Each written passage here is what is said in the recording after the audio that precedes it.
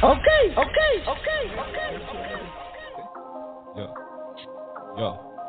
Yeah, the hoes, nigga, anything goes, we gon' keep it locked in with some good combos. The chill spot, my nigga, the chill spot. The chill spot, no gas, you can keep it real. Say how you feel, get it off your chest. You ain't got to be stressed. The chill spot, my nigga, the chill spot. The chill spot, my nigga. They say a little combo is good for the soul, so you're not locked in. Go get a show. The chill spot, my nigga, the chill spot. The chill spot, my nigga, from the heart of the city, got big dog. When you come take a drink, tell me what you think. The chill spot, my nigga, the chill spot. The chill spot, my nigga. I was born in the projects, raised in the city, did my time to open locker. Ain't nobody fucking with me. The chill spot, my nigga, the chill spot. We need to feel my nigga from Florida City, Goose and Richmond Heights, Homestead and Lorenzo. They locked me in tonight. The chill spot, my nigga, the chill spot. We need to feel my nigga from Carver Ranch, not a there to Palm Beach. All the boys tuned in and here to go get a seat. The chill spot, my nigga, the chill spot. We need to feel my nigga. I got the radio blasting it overtime.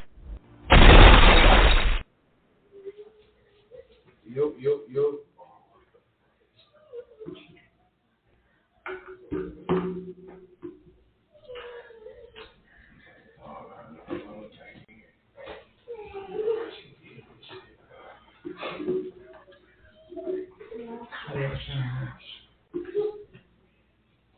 We X'd it out.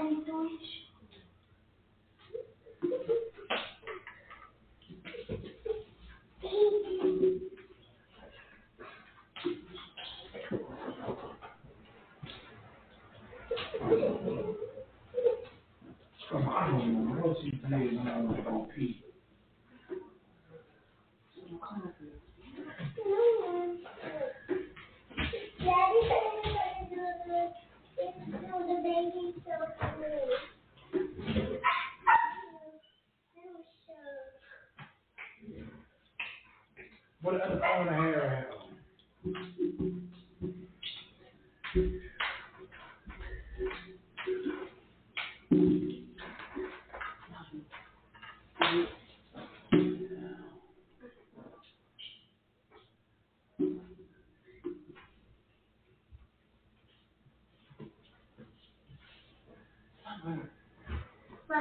Come here.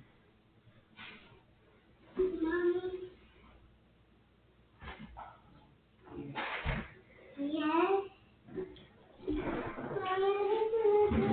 Daddy said we're going to do the baby count. We can go with him. You sit right here. Put this in right here. Right there. Oh. Get your mic. But don't say nothing, okay?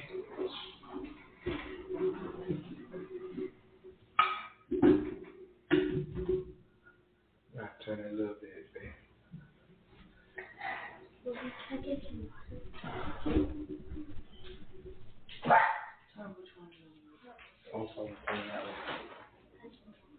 No.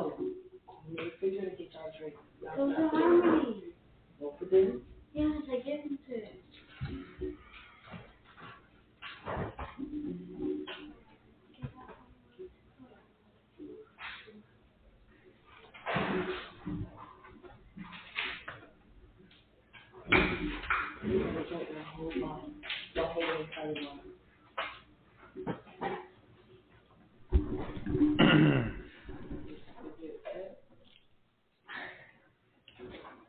Yeah, that's good. That's good. I think it's good. What you think? Hold up.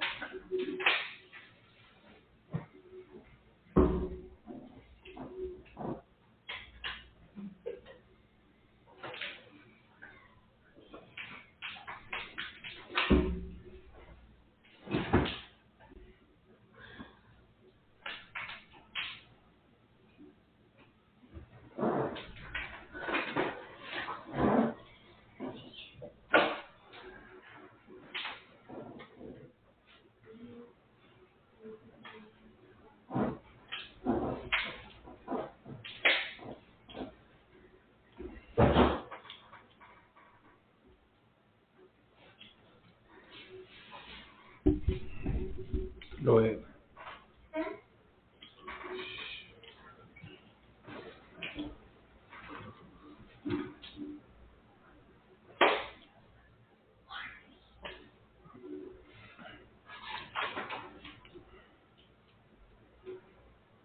Yo. We here, my dog.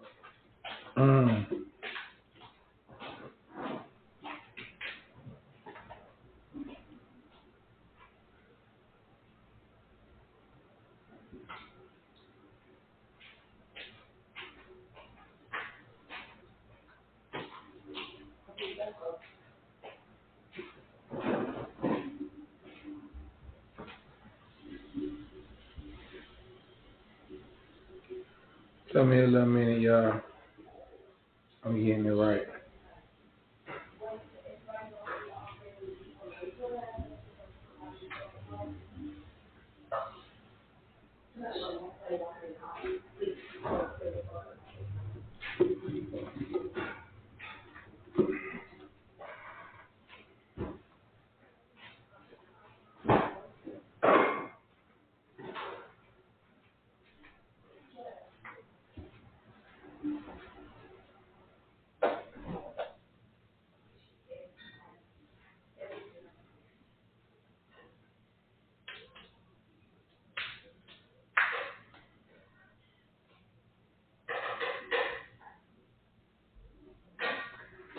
What's good, y'all? I done finally got everything live, I think. I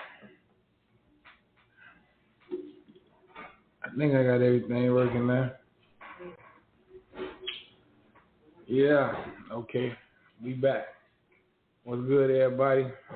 Boy, back on Wednesday night. I ain't been back on Wednesday night in a long time. So I'm back this Wednesday. Because Friday I got something to do. But I can't go a week without dropping content for y'all. You know what I'm saying? That's how we rocking. If you know the heat score, drop me the heat score. I don't know what the heat score is right now. But if you know it, drop it to me.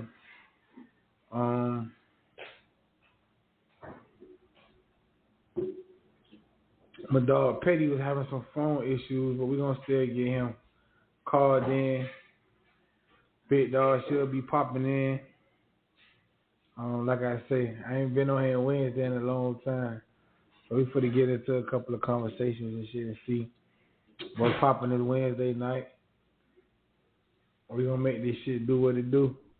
Like I say, Friday I got a little party engagement song I gotta do. So I won't be able to jump on Friday. So I wasn't for to let a whole week go by without messing with my people. So how everybody work week going? I know it's hump day. Y'all almost there. Today Wednesday, 2 more days to the weekend. When the weekend do come, the weekend be going by so fast it be feeling like, damn, it just got Friday and now it's already Monday, time to go back to work. We got a couple of current events, man. On the sadder note, the little gas station, if you're from Miami on 54th and 17th, them people go over there.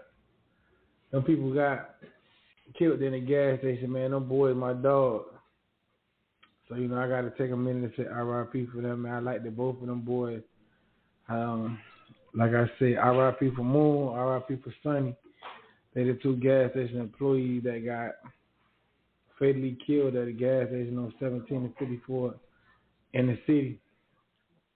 We got to give a moment of silent meditation for them. Because them boys was really like for the community. It was their gas station, but they never had flaw.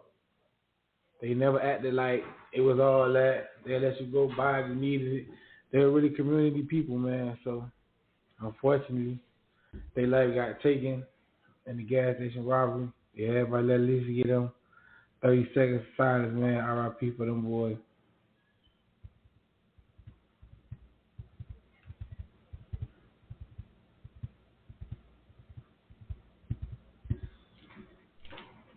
All right. My current event is, you know, is about that time again, and we're gonna get into it. About that time for the prom season to come again, and it's just so fast how fast time go. We had this conversation before, and we're gonna get back into it again. about the prom season, about how shit go during prom season. But tomorrow at most schools in Miami-Dade County is Daddy Daughter Day, Daddy Kid Day, where you can go to school tomorrow and eat breakfast or eat donuts with your son, with your daughter, shit like that. And I really want to see what the turnout be, see how many fathers we got that's going to take the time out of their day to go to their kids' school, actually just have a little brunch with them. I don't know if it's at every school. I don't know how they select it or pick the schools that it's supposed to be at, but I know for sure that it's at the school that I work at. So I want to see how many fathers or how many daddies gonna actually come out there, come through, and chill with their kids in the morning. I know a lot of people work. I know a lot of males gotta work. That's how they take care of the household. But I mean, 5-10 minutes just to come through, swing through, get some orange juice, just show your kids some support. I think that'd be all worth it at some point in time. You never know by you coming to the school to do what you're doing with your kid, how your kid gonna really take that. In the end, that might make their whole day. That might make their whole week. You never know. They might remember that for God knows how long. Like, damn, remember the time my daddy came out to the school and had breakfast with me or had this little brunch with me, and he ain't had to, but he did. So, you know, I think stuff like that. Yeah, that's about it, bro. I can look at everything. My bad, YouTube. Got y'all right now. Yeah.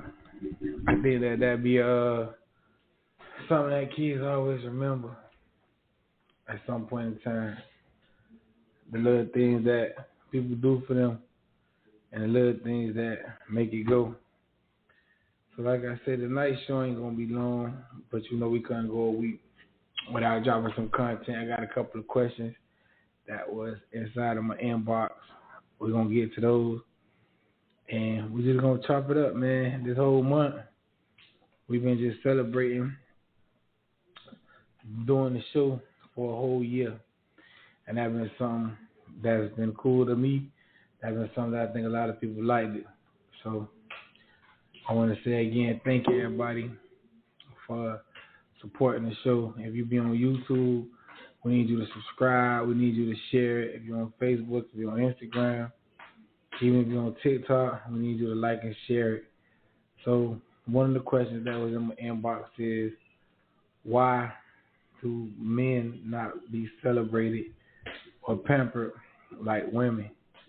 And I know that might be a crazy question, or you might be like, what you mean by that?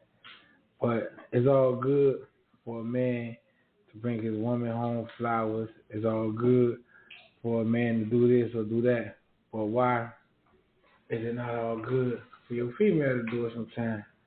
Does that make you like less masculine? Does that make you like you a mob because you want your girl to just give you something sometime without you asking? I don't know. Y'all tell me what y'all think. I don't think it's no problem. I think that sometimes niggas be wanting, they just don't know how to ask for it. And that's what be the crazy part, because they don't know how to ask for it. They think like if they ask for something or if they say something about something like that, then they being less masculine, or like that ain't what a man's supposed to do. But y'all see how it going in today's society. It ain't no such thing as what a man's supposed to do or what a female's supposed to do. Because the minute you tell a female she can't do this, she can't do that, she'll be quick to let you know that she can. So on the other note, while we can't do the same thing and want to be courted how they be courted, why that make you less masculine or less of a nigga or something if you want to be like that or you want to feel like that? Which I don't think it do, but a lot of people do. A lot of niggas be like, well, my girl ain't got to do nothing. She don't got to do this. She don't got to do that. And I think that's crazy. Because you do all type of stuff to make her feel like she's special. And to make sure she feel like she's special. Buy flowers, buy candy. Do all type of stuff to make her feel like she's number one. So why she can't do the same thing to make you feel like you number one? I don't know. That's just a question that's gonna float out, and we'll get some people to talk about it. Number two question that was, why do you feel like filters are a form of a girl catfishing you? You see a girl on social media site, or you tell the girl to send you a picture. She send you a picture with a filter, then you see in real life and she don't look like that. Is that a form of her showing some type of like catfish shit to you? Because that's not really how she look. And by that not really being how she look when you see her, if that ain't what you seen, is that fake? I ain't trying to say fake. Is that false advertisement? Because she's showing you one thing, but she look like something else. So when you see her, and that ain't what you seen, is that wrong? Do men really want? Yeah, I think men do like gifts like that.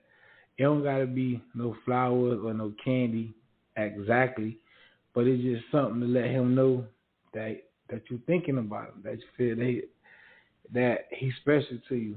You could go to the store and I say maybe get a watch, just a watch, or you go to the store and get some socks, something that you think, or you know, like this something here like.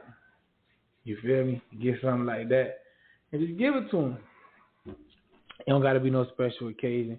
It don't gotta be Father's Day. It don't gotta be his birthday. It gotta be none of that. Just a regular day, like how you would want something on a regular day. If your man just brought you home some flowers and say, I'm giving you this just because it's Wednesday, you ain't gonna think nothing of it. You will be like, okay, that's what you're supposed to do. So on the other hand, you do the same thing, it should be the same outcome. I think everybody just be want to feel appreciated sometimes, and that's just what that be. Everybody like to feel like they're appreciated and know that somebody thinking about them, know that somebody care.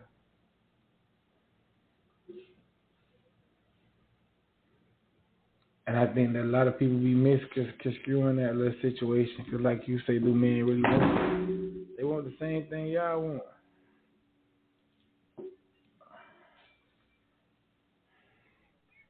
Hello. Hold on, man. So, my bad, y'all. But yeah, I be thinking that they want the same thing that y'all want, man. They want to feel appreciated. They want to feel like somebody care. And ain't nothing wrong with that. So, that's the answer to your question. Yeah, I think men really do want gifts like that. Now, do you think that is a form of catfishing if a girl send you a picture with a filter? What y'all think about that? Because that ain't really how she look. If she send you a picture with a filter and then you see her in real life and she don't look like that, do you think you got the right to be mad about that? Or you think that you're just supposed to be like, well, the picture's 75% of really how she look, and the other, well, I say 45% of how she look and 65% of the filter. Yes, because that's not her. Right. That's what I'm saying, but yeah, that's true. That's not her. But that shit happen every day. Every site. She wasn't there. Yeah, she could be busted in real life. Right about that. Look like a goat. Yeah, all that could be true.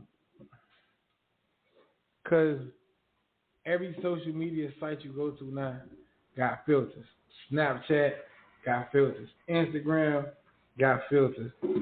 Facebook got filters. And a girl to take a picture and go through 10 different filters before she picked the filter that she liked or before she put the picture up.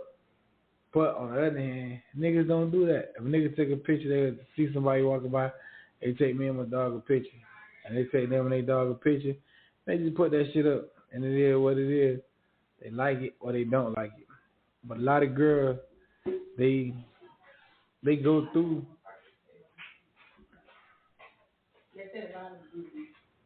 It's not. Call it. No, you call it.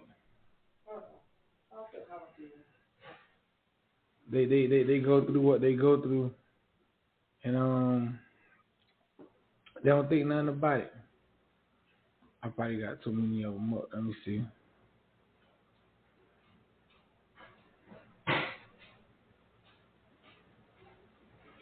So my bad. I got distracted for a minute, but yeah, no.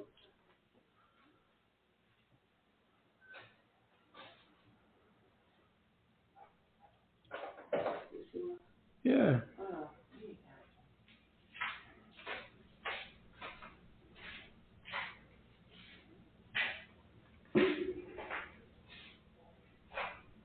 So yeah, I think that my bad. Yeah, I think that is a form of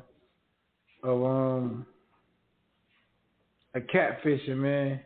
That's some bullshit when girls do that to you, cause you don't do that to them, but they do it to you, and that's crazy. So we're gonna get into that. We're gonna get into the first question. We're gonna get into both questions and see like how y'all feel about it. And we're gonna keep it going. We got a couple of more questions to go, but before we just be moving on, I'm gonna give more people time to come in and share their thoughts on the questions that we just asked. Cause what she said is true. That could be like you busted in real life. You don't want that shit. Yo, what's good? Going on? What's up, man? What's up? I just had told them that my dog was having some phone difficulties, so I was gonna get you in here.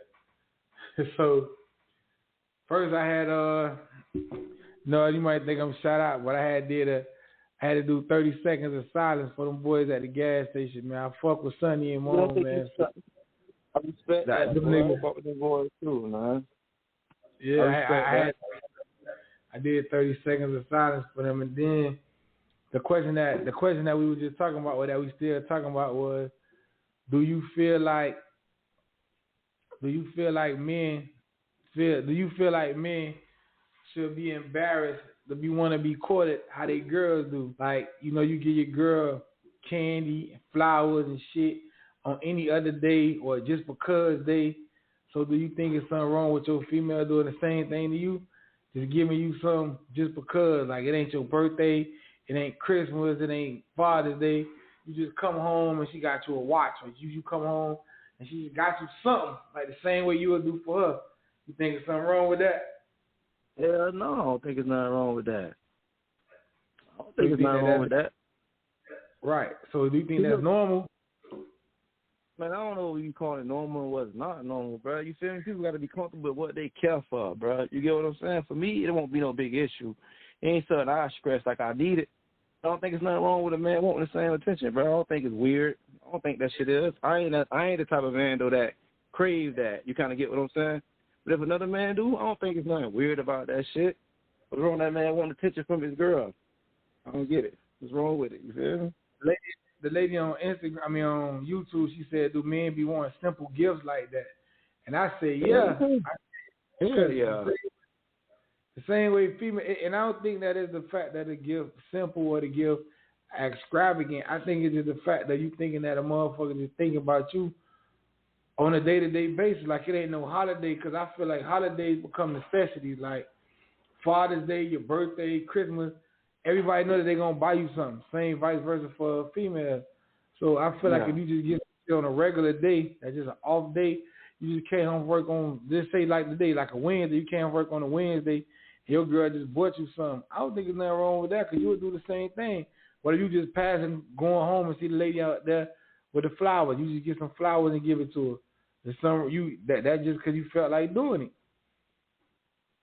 So I don't think there's nothing wrong with that. Yeah, but see, I'm gonna ask a female, but the lady said I'm gonna get a female point of view on it too and see if they do that. And then the second question we were talking about so far was, do you think that these girls who put filters when they send you pictures is a form of catfishing, bro.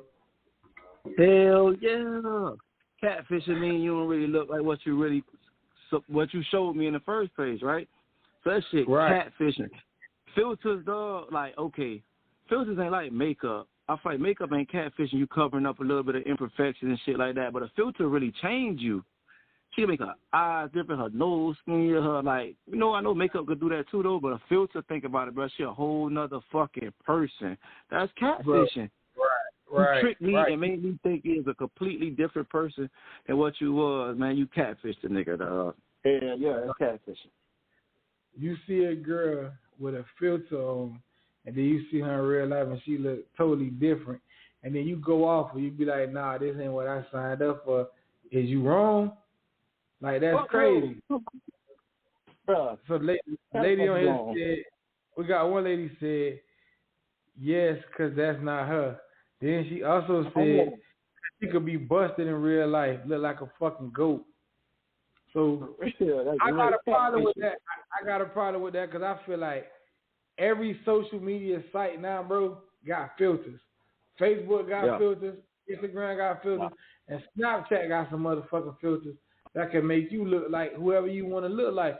It's a filter on Snapchat. You can put in your picture and the person that you want to look like picture, and they'll put that shit together and make that actually be you. And then you got motherfuckers out here sending that shit out like that's really them.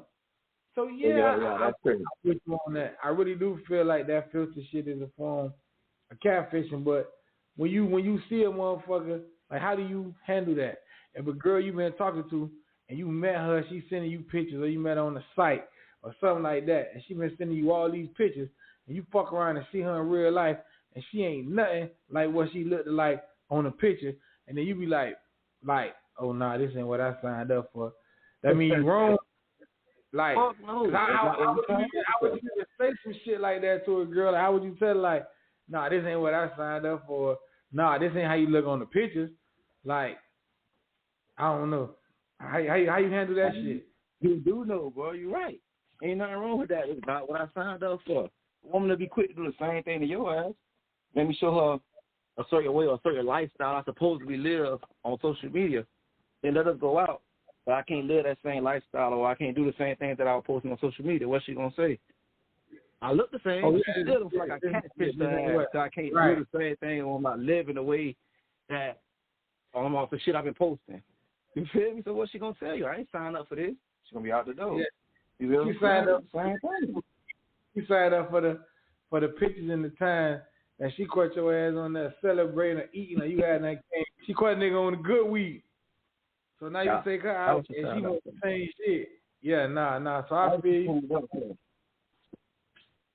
Oh yeah, ain't nothing wrong with that. But you know niggas won't do that though. No nigga ain't gonna tell no female like niggas ain't gonna say, oh, this ain't what I signed up for. Niggas gonna still rock with it and just keep it going like that. But nobody keep tripping, bro. Rocking with it different though. If I don't know, dog. Rocking with it different, dog. They must be done build up some good chemistry. And he feel like that shit ain't, you feel me? It must have been a long period of time before you actually saw her. A lot of phone conversations, a lot of talking. Then maybe all of a sudden, maybe he could look past it because he's going to build an actual bond with her outside of how she look. You feel me?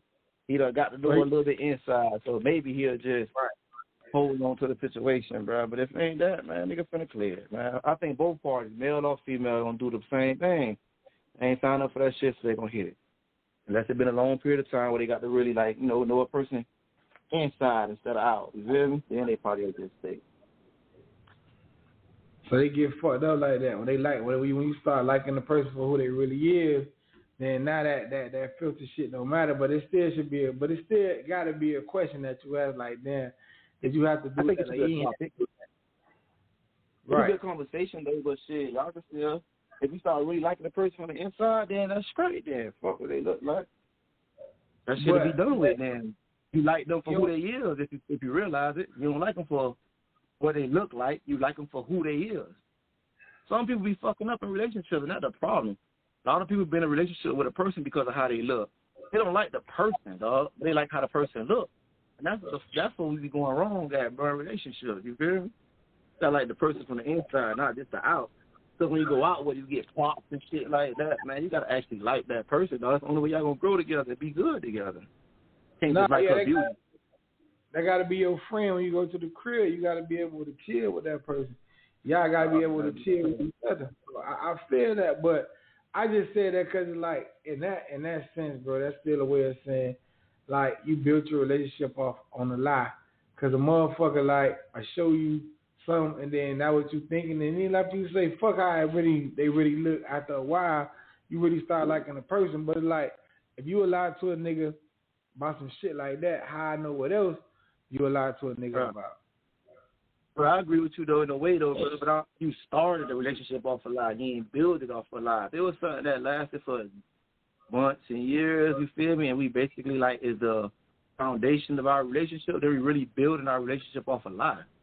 You feel me? But if I thought you looked pretty, but then I realized you ain't all that beautiful, but you all right to me, I don't feel like we built it off a lie. It's like it started off. Because that's the same thing, bro. Shit. Makeup could be starting off on a lie. Think about that shit, bro. It's the same thing. If we only going off a look, when I see you in the club might not be the same way I see you when I came to your house without you putting on makeup. I don't feel like we built a relationship on a lie. I feel like it started off though on a lie because my eyes were deceived a little bit. But if we build it off of our conversations, the shit we talked about, like how we compatible in a way, shit we agree on, then I don't think we built it off of a lie. It just started off of some fuck shit. You hear me? Man, most girls don't look shit like they look with that makeup on. Boy, you fuck around and meet a girl at a club and go home with it and wake up the next day and that makeup done wiped off, boy, you start seeing shit that you ain't think was there. And then you like, well, hey, again, I don't think this is what I signed up for, boy. I think men more prone to like accepting the shit, like whatever, man. We just go with it, bro. I liked her before, fuck it, I still like her now. I think that shit probably be.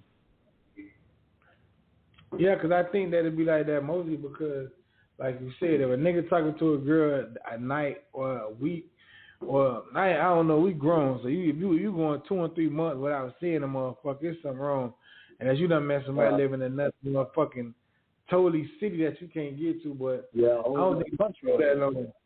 That's what I'm saying. But if you meet somebody, you talking to them, you start liking them, of course you're going to see them. You're going to see what it is. Because we were talking about this yesterday, and it was like, do people, like, how do you get to know somebody for the inside? And I was telling the people I was talking to about it that I think that bullshit, they were like, oh, you don't got to be physically liking nobody, but you could like them. You ain't going to never get to know how a person is in the inside, bro, if it ain't something about them that sparks your interest. Something about them that made you think like, cute or something. You got to be physically attracted to them first before you get emotionally attracted to them. And you feel me? Most of them, they don't always be that way though, unless they're a work partner or some shit like that. A person you get to see all the time and like pass by. Had a few said a few high bys, then maybe you feel me. But like you said though, the first thing usually be eyes. That's the first thing you do. Eye test. You see them first, right, and you get to what you see first, and you hoping the inside match the outside. You feel me? I'm gonna like her conversation or like the things she want to do. You hoping all that shit be the same. So I agree with you. You got to be able to see something on the outside. We human. We all do the same thing, man. We like what we see on the outside first. Whether it's cute face or whether if you feel like they got good sex, it don't matter. It still be something you like on the outside first. So she said, can you do a long distance relationship? It depends on what type of relationship you mean and how long distance it is. But yeah, what I was saying about that was, listen, I don't care what nobody say.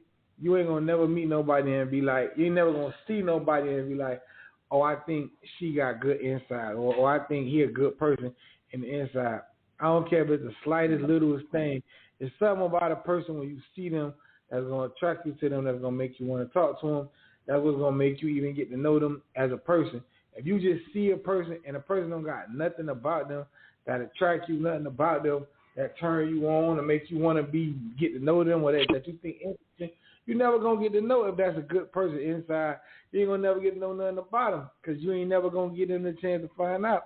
Because like I said, especially in Miami, bro, you pull up on a girl in Miami and try to talk to her, bro, she'll tell you that her best friend is her girlfriend. You're like, what the fuck? And they really play it off like they really girlfriends. So you pull off, they be like, ooh, girl, I'm glad that this nigga gone. The whole time you don't even know. know. Yeah. You don't even know who the nigga is. So I get what you're saying, bro. He could have really been something for your ass. Right, and girls really play like that. So it's like, you won't never know. You won't never know, bro. And I just feel like that. So I would think that people be saying that they could just be with anybody. I feel you.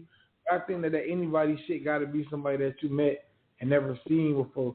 Because if you met a person and you when you see a person, there's something about them that's going to attract you to them to get to know them.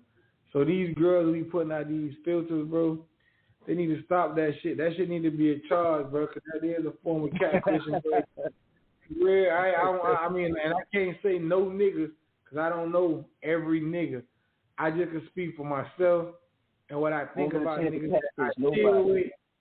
What they get. Right, we ain't doing no catfishing, bro. We somewhere and we like, man, we for to take a picture. We for to take the picture. We gonna snap the picture. A couple niggas on social media post that bitch, and that's it. Yeah, nigga ain't for to be like, oh, my shoes wasn't right in this picture. Let me take it again. Or nigga ain't gonna be like, oh man, let me fix my hair. My hair wasn't right in this picture, and then you got a nigga coming over there rubbing your head and let me fix your hat, cuz I'm gonna put your scully like this so the picture could be harder. Come on, man, this shit here crazy, bro. I don't know niggas that do that, dog. But hey, like I said, to each his own, man. I told.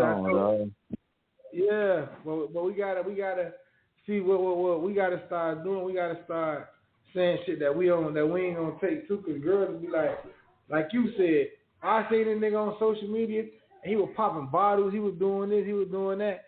Then the nigga got me and tried to take me to get a 4 for 4. Well, that's what I had today. 4 for 4 money. When you seen me, I tried to take you out when I had the bottles and shit. You ain't want to come out then.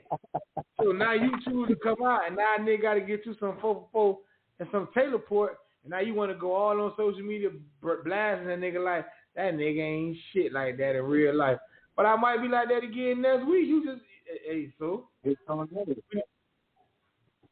Right, we need to do the same thing. Motherfucker, what you showed me on Facebook with them eyes and them lashes and your face ain't had nothing on it. Bitch, I seen you got black spots on your face and everything, but I'm dead wrong when I say that. Or this. Hey, like I say, dog. It is what it is, man. It is what it is. Yeah, that is what it is, man. And hey, like you say, you can't say nothing about that, man. But the current event that dropped was about. They liked that I show the last year. Don't even seem that long, bro. That we did about the kids graduating and going to their prom. And again, I always be saying congratulations to all the kids because they got like 30-something days left in school. So to all kids who graduating from elementary and going to middle school, that's live. If you graduate from middle school going to high school, that's live. If you graduate from high school going into adulthood, that ain't live. Because not life for the start for your ass, boy.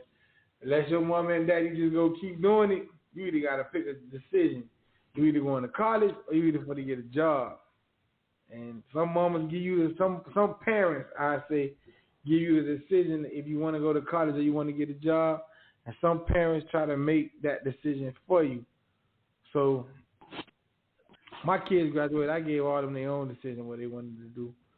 Go to college or get a job. My first daughter, she wanted to do both. She tried both. That shit wasn't for her. So she just started working. How you feel about that shit? Because you about to have a son graduate this year. So you and him been chopping it up. Like what you for to do when you graduate, or you just trying to get through the emotion of the event first? We chopped it up. The crazy part about it, though, that's how he brought it in at first, though. He was a little nervous. He felt like he finna get 18. He a grown up. He got to have life figured out. I explain that boy, sit him down and talk to him and get him to understand. It don't have to be that way because you're 18. Don't mean you got to get out the house. You get what I'm saying? Depends on how you moving. You sure that you're still trying to figure out life and you ain't out here doing no dumb shit, making babies and this and that? Yeah, okay, ain't no problem. You can stay at mama's house. Nobody's going to kick you out. You get what I'm saying? But I told him that, though. That's his option, though. His option, though, don't just count school out. You feel me? Just think about it. What your options are. But one thing about it, though, we do got to guide them in a way, though, too. You get what I'm saying? Get them to understand the pros about going to college, too. Because sometimes they just see it at school. That's it. I don't want to go to school no more. But you don't know how that school could better you. It can fuck you up, too. We got to teach them pros and cons, though. You feel me? But that's what I did with that boy. Talk to him and got him to understand. Even if he don't go to college, what I told him, if he don't want to go to college, he need to try to get a career job. You get what I'm saying? Something that you can start off at 19, 20. And then by the time you get 30, 35, you're in a great position. You kind of get what I'm saying? So that's what I try to give him to understand. Yeah, you get 35, nigga, you 15 years in, you damn near there. Yeah. So by the time you turn 45, when you turn 45, you got your 25 years in to retire. You might not have the age, but you got the motherfucking time in to retire. And then by the time they start doing what they doing, the money gonna be great. So it'll be something way better. So that's real. I think that more parents need to talk to their kids about it, because I think a lot of these kids be having this shit misconstrued. Like you said, they let that age make them think that they grown. And just because you change another number in your age don't make you a motherfucking grown up. Because it's still niggas and people that's way past their age, that's way past my age, still trying to figure it out. And like I always tell people, bro, every day that God wake you up is another day for you to get it right. So if you ain't figured it out today, wake up tomorrow, you still got another day to try to figure it out. That don't mean you just supposed to float through life like thinking like, shit, I ain't never got to figure out what it is I'm trying to do or what it is I really want to do. But you ain't going to figure it out in one day. Ain't none of us figure it out in one day. So you don't got to try to figure it out in one day. You got time, hopefully, that you can just take. Right. I think that the best thing that you do in that situation is try to guide them, because you already know. You done been there before. So your kid going to fuck up because you done fucked up. Your kid going to make some decisions that's going to leave you questioning, like, well, why the fuck would you do that? Or didn't I tell you not to do that? That we done did. The old girl and the old boy trying to tell you some shit that they just know wasn't going to be right. And in your mind, you like, y'all just ain't do it like me, because I'm the best thing since sliced bread. I know how to do this shit better than y'all. And sometimes we do. But sometimes we get the same result. Sometimes. Right. Because some shit your mama or daddy done told you not to do because you was going to fuck up. And by them telling you not to do it, that made you want to do it. When you did it, you pulled the shit off. And you were like, see, they don't know about me. And then sometimes they done told you not to do some shit and you did it. You were like, God damn, that was right. So that shit that go both ways, man. Hey, I ain't gonna lie though, boy. You know that hard head make a soft ass? I ain't have that hard head, dog. You feel me? Most of the things they try to prevent me from doing, they must be telling me this shit for a reason. Because growing up in the hood, bro, you know it's a lot of shit you're going to get into. Ain't like they told me not to do nothing, but certain things, they be like they just be so serious about it, you feel me? They just let me know, like, boy, that shit must be bad. You feel me? Fuck that, I don't want to test it. For me, that shit crack. I don't know how. Right. Seeing people do crack and see the results, I ain't testing the water, man. Fuck all that. You feel me? So that's what it was for me, dog. No, you definitely right about that. Nobody had to tell me not to do crack, boy. I just seen it like that's some shit that's growing up in the hood that you see. You see the people at the store, you see the people doing different shit, and you be like, damn, what's wrong with them? And the first thing bitches start saying, oh, they're a crackhead. In your mind, you supposed to immediately, that's never not what I want to be. Never what I want to be. But like they always say, epidemic, boy. Crack was an epidemic when we was kids. But it was people look at that time though. It looked good. Nobody knew the results. You feel me? Think about it. Nobody knew what happened, what a crackhead become. They just know how it felt. So back then, everybody got on it. Until what? They started seeing what happened. But people that was on it, it was too late. Yeah, it's hooked.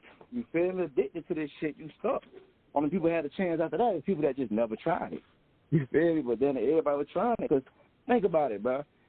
And some shit was to come out today and everybody telling everybody how good it is, how it make everything go away. Well, of course, majority of people going to try that shit. They going to fuck with it off of what everybody else said it is.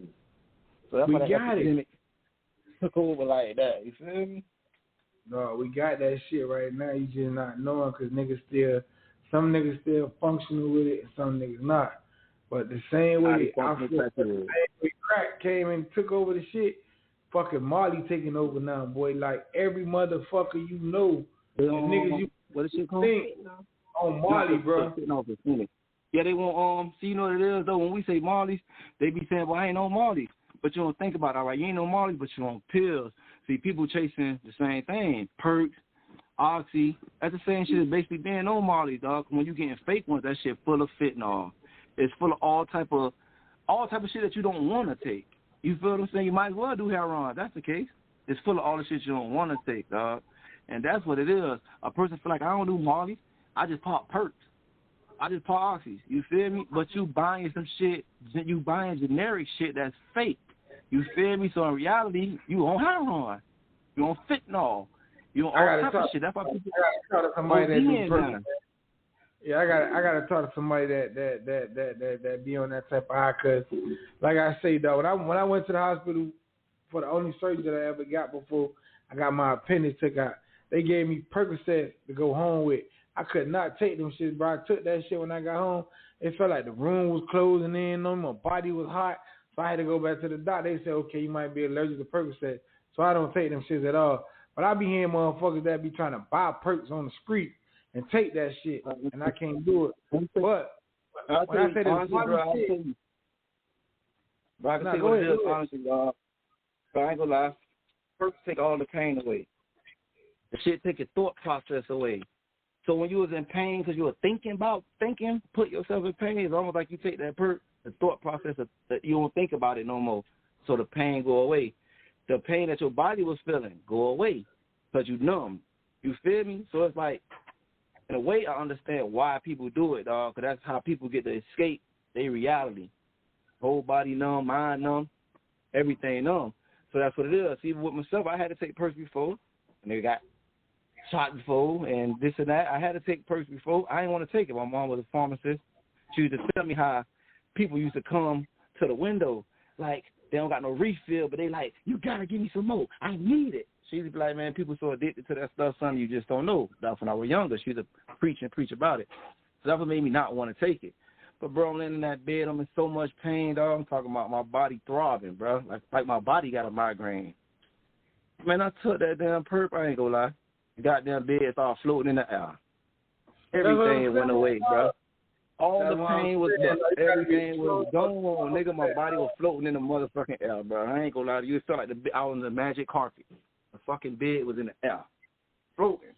So from that experience and me thinking as if I'm these people that are doing it, that's what I get from it, dog. They get to escape their reality, dog. So I guess some people be traumatized and shit like that, bro. You feel me? People be trying to escape their reality, dog. So that's why some people do that shit. So I guess it means, shit, people need a better outlet, a better understanding of what else they could do, dog, to cope with the pain, bro. Because I think that's why a lot of hood people do drugs, do dope a lot of times, dog.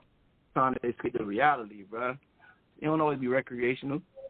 When they smoke weed, that shit might be recreational. I think if they really doing dope, sometimes they really be trying to escape their reality, bro. That's what I think. Perkins said, imagine how you just said made you feel, right? And that's like a simple how I said this shit made me feel. So these people who just go buy this shit and take it and go to the club or take it and go out, I mean that they be in the motherfucking club or wherever the fuck they be at, and they be spaced the fuck out. Now I gotta talk to somebody who did it before to see like what type of fucking body, how do that give you to be out on Percocet, and like how do you really feel like? Cause when you out, nigga, the music playing, everything, bitches is really moving around you fast and shit like that. So you out with somewhere and somebody you on motherfucking Percocet, how's your body feeling like? Like, nigga, I won't be able to function. I be paranoid anyway. No, they probably ain't paranoid no more. They probably usually be paranoid, scared as shit. They ain't scared nobody around them now. Everything gets fun, nigga. Everything rainbows and unicorns around this bitch. I can't do it. Can't do it, dog. Like I said, we got that shit now, though, boy. People just taking this shit slowly but surely. But, bro, it's young niggas, man. Old niggas, young niggas. Everybody, niggas, get on this goddamn Molly, bro. Niggas mixing this shit with weed. Niggas mixing this shit with cigarettes. You got some niggas snorting this shit. Some niggas eat this shit. Some niggas pour this shit in their drink. I'm telling you, dog. Niggas pouring that shit in their drink. Niggas pouring that shit in whole drink. Dog, this Molly shit is going to be the new epidemic, bro. I ain't never did crack. I ain't never did Molly, but I see that that's two drugs that when I done seen people got on, they stay chasing that shit, bro. That's that pain, bro. I'm telling you. That shit taking that pain away, bro. I'm telling you, bro. Think about it. I knew niggas that did crack. They say that crack is the most fastest high to go away. They say the shit only good when you first hit it. That's why niggas become crackheads, because they start spitting shit out the house. Yeah, because when they hit it, they need it again. They need it again. They need it again. So that's why they got to keep trying to go to the crack, man. So that's why the crack dealers was getting so motherfucking rich, because bitches was hitting that shit and they ain't know how to stop it.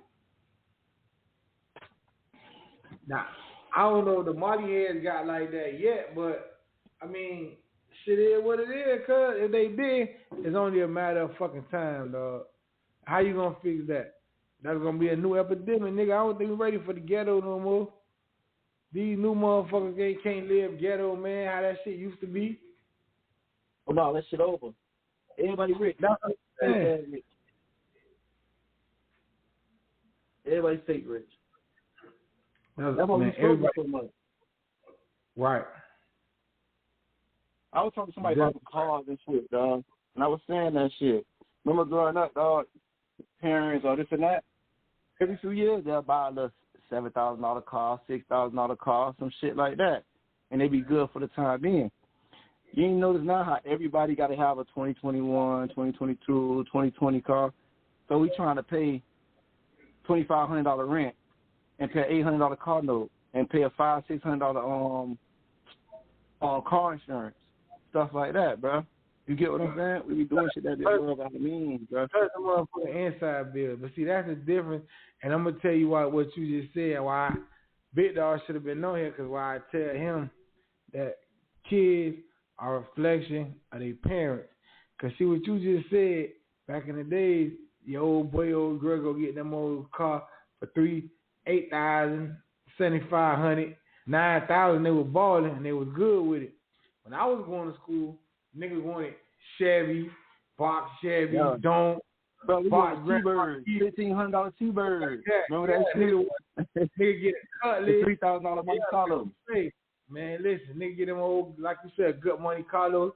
Then niggas who thought they had a little bit more money started getting the bubble caprices and shit like that. Okay, that was good. Now, you can't pay these young niggas to drive a motherfucking box Chevy. Niggas won't push to start. These young niggas now can take a motherfucking maximum over a goddamn Grand Marquis. Back in the days, that would have been like, nigga, is you a hoe? What the fuck?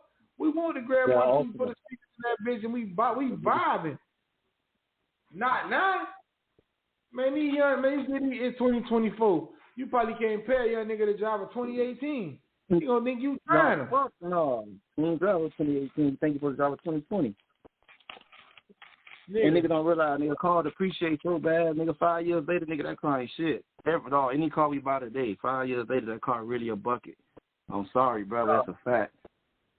Everything fall apart. Everything stop working in that bitch. I don't give a fuck if you do got a gas. If you driving that bitch every day, like you supposed to drive a car, all right. We ain't on that motherfucker. It was 1998. My first car was a 1975 Chevy Caprice Classic. Nigga couldn't tell me shit. I'll put up on the bitch and thought I was that nigga. Hey, you gotta be fair though, Zay. If you had that though, back in that time, you was that nigga though, bro. You know that shit, man. Everything but they got a box in the shop. That shit finna come out soon, or they got a vert finna come out soon. Oh, yeah.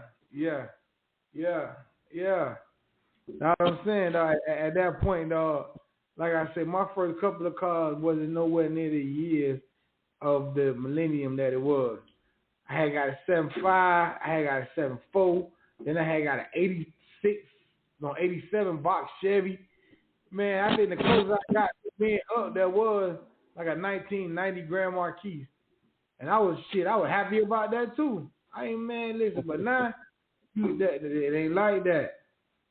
People like Heat you low. though, they get high school with a whip back then, man. You the shit, boy. You in high school, you got a whip. You got a old bucket. You got a bucket in high school. That's a car. They want no bucket. It's a whip. All the hoes on your dog want to get in that motherfucker and squeeze in that bitch. We going home. You feel me? Let's hit the corner. See the girls out. Yeah, no pressure. We want to be seen in the car. That bucket was better than driving, but that bucket was better than the 17, 22, 27, the black and white, orange and white, or catching that motherfucking school bus. So niggas say what they want to say. You did have a bucket and you was riding. Because if y'all niggas don't know about the bus days, because y'all don't have to do that, niggas had to catch a motherfucking bus, get a transfer, and get on another bus just to get where you going. Or you're going to pay that dollar and get on the jitney, and now you on the black and white or the orange and white jitney going where you going. But these niggas these days, they got no type of problem. Hey, you tell me your age, boy. How about them guys? I'm saying this. Bro, listen, niggas, they just call the motherfucker Uber, call the Uber or Lyft, and they take them from point A to point B.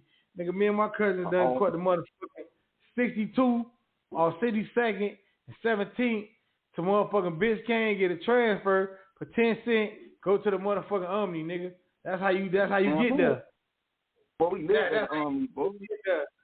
Huh? I said, yeah, boy, we live at that Omni, boy. You know that. Come on, man. Everybody going to the Omni, nigga, get on the motherfucking Metro Mover. Not the Metro Rail. The Metro Mover, nobody on. Nigga, we up there doing the dumbest shit ever, not knowing. We could fuck ourselves, but we shaking the Metro Mover. Nigga wasn't paying for that, not that Metro Mover. The nigga said the jitney was hot. The jitney was hot, nigga, but the jitney gonna get you there faster than the bus. Cause the jitney ain't stopping at every bus stop. So yeah, the jitney was hot. I get that jitney in the bus, like you said. The niggas or the women with pride ain't finna get on this bitch, so that shit finna keep on pushing. If they ain't finna stop at every bus stop, I'm gonna get there quick. I'm gonna jump on that jitney, boy. Going to grandma's house, I want to get there. I'm anxious to get there anyway. To jump on this motherfucking jitney.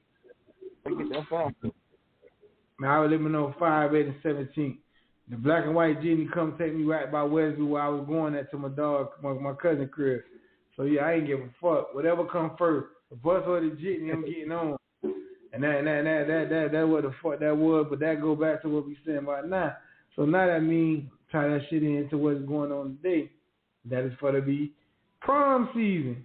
We for to be seeing cars that cost more than the bitch might make every 2 years.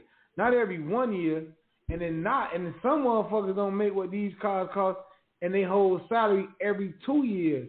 But they for to rent these fucking cars and give them a 16, 17, 18-year-old and tell them go out there and have a nice day. You renting the car, so you drive the bitch first yourself. You got to drive that bitch a whole day yourself, because you like, damn, I don't know if I'm going to get this again. And then the next day, you finna get the keys. Your kids. Say that shit, boy. Don't everybody do that. Yeah. Come on, man.